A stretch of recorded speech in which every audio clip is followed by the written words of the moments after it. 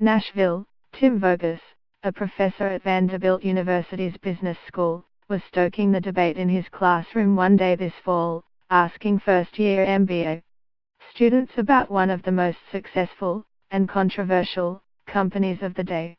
On the syllabus was Uber, a case study in both sensational business success and rampant corporate misbehavior. A toxic culture might be obvious when you think about Uber, Professor Voges said. But I am an old person. What is this whole bro thing? There were some awkward chuckles, and then hands started popping up. It's carrying fraternity culture with you into adult life, said one student, Nick Go.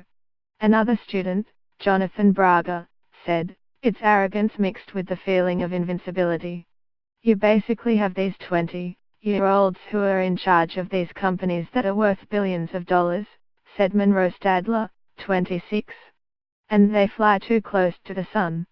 An MBA education is no longer just about finance, marketing, accounting and economics. As topics like sexual harassment dominate the national conversation and chief executives weigh in on the ethical and social issues of the day, business schools around the country are hastily reshaping their curriculums with case studies ripped straight from the headlines. At Vanderbilt, there are classes on Uber and bro culture. At Stanford, students are studying sexual harassment in the workplace. And at Harvard, the debate encompasses sexism and free speech. There's a turning point in what's expected from business leaders, said Leanne Mayer, co-director of a new leadership department at the Carnegie Mellon Tepper School of Business.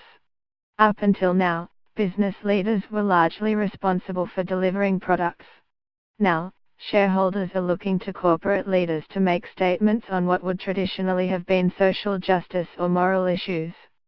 Several factors are contributing to these revised syllabuses. Bad behavior by big companies has thrust ethics back into the news, from Wells Fargo's creation of fake accounts to sexual harassment at Fox News to the litany of improprieties at Uber. Some millennials are prioritizing social and environmental responsibility.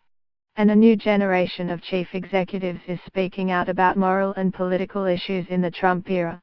Just 4 months ago, prominent corporate executives came together to dissolve 2 business councils consulting with President Trump after he blamed many sides for an outburst of white supremacist violence in Charlottesville, Virginia.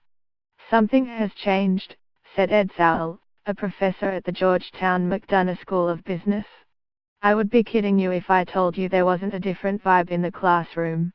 This fall, Professor Sowell assigned coursework covering sexual harassment at Uber, how companies like Amazon respond when attacked by Mr.